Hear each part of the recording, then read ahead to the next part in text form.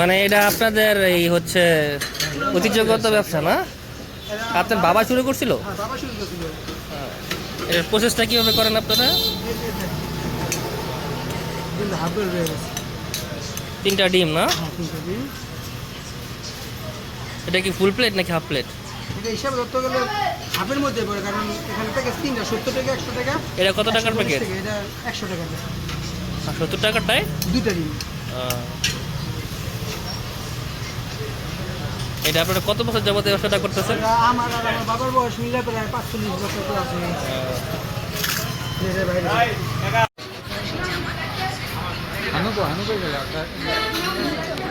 Hanif